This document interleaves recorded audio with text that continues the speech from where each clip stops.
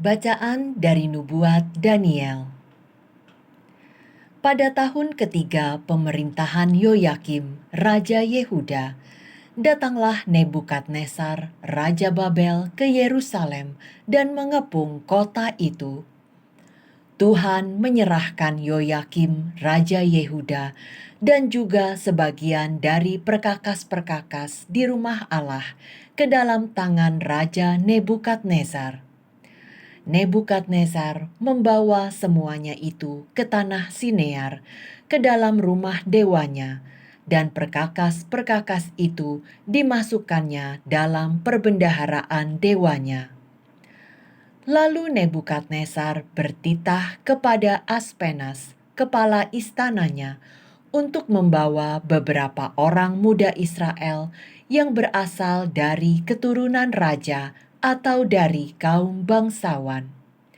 Pemuda-pemuda itu hendaknya tidak bercela, berperawakan baik, memahami berbagai-bagai hikmat, berpengetahuan luas, dan mempunyai pengertian tentang ilmu. Pendek kata, hendaknya orang-orang yang cakap untuk bekerja dalam istana raja. Hendaknya mereka diajar tulisan dan bahasa orang Kasim, dan raja menetapkan bagi mereka jatah makanan setiap hari dari santapan raja, dan jatah minuman dari anggur yang biasa diminum raja. Mereka harus dididik selama 3 tahun, dan sesudah itu mereka harus bekerja pada raja. Di antara mereka itu ada juga beberapa orang Yehuda, yakni Daniel, Hananya, Misael, dan Azaria. Tetapi Daniel bertekad untuk tidak menajiskan diri dengan santapan raja dan dengan anggur yang biasa diminum raja. Maka ia minta kepada pemimpin pegawai istana itu supaya ia tak usah menajiskan diri. Maka Allah mengaruniakan kepada Daniel kasih dan sayang dari pemimpin pegawai istana itu. Namun katanya, makanan dan minuman telah ditetapkan oleh raja sendiri. Aku takut kalau-kalau tuanku raja berpendapat bahwa kalian kelihatan kurang sehat dibandingkan dengan pemuda-pemuda lain yang sebaya kalian. Nanti akulah yang dipersalahkan oleh raja oleh karena kalian.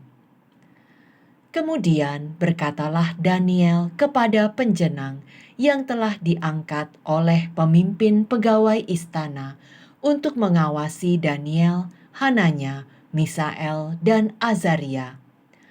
Adakanlah percobaan dengan hamba-hambamu ini selama 10 hari, dan biarlah kami diberi sayur sebagai makanan dan air sebagai minuman.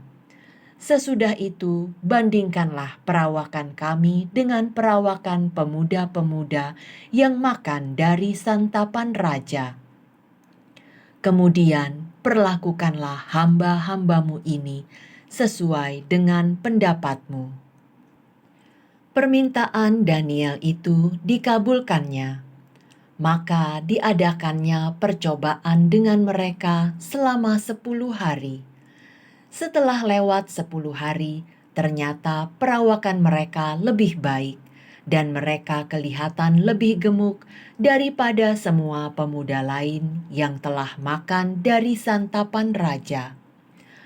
Maka selanjutnya penjenang itu selalu menyisihkan makanan dan minuman yang disediakan bagi mereka dan memberikan sayur kepada mereka. Kepada keempat pemuda itu, Allah memberikan pengetahuan dan kepandaian tentang berbagai-bagai tulisan dan hikmat. Sedang Daniel juga mempunyai pengertian tentang berbagai-bagai penglihatan dan mimpi. Setelah lewat waktu yang ditetapkan raja, mereka sekalian harus dibawa menghadap. Maka dibawalah mereka oleh pemimpin pegawai istana itu menghadap Raja Nebukadnezar. Raja bercakap-cakap dengan mereka semua.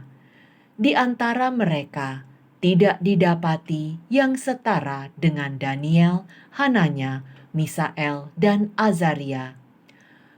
Maka bekerjalah mereka itu pada raja dalam tiap-tiap masalah yang menuntut kebijaksanaan dan pengertian, dan yang ditanyakan raja kepada mereka. Ternyata mereka 10 kali lebih cerdas daripada semua orang berilmu dan semua ahli jampi di seluruh kerajaannya. Demikianlah sabda Tuhan. Syukur kepada Allah. Kepadamulah pujian selama segala abad. Terpujilah Engkau, Tuhan Allah leluhur kami. Kepadamulah pujian selama segala abad. Terpujilah namamu yang mulia dan kudus. Kepadamulah pujian selama segala abad. Terpujilah Engkau dalam bait-Mu yang mulia dan kudus. Terpujilah Engkau di atas tahta kerajaan-Mu. Kepadamulah pujian selama segala abad.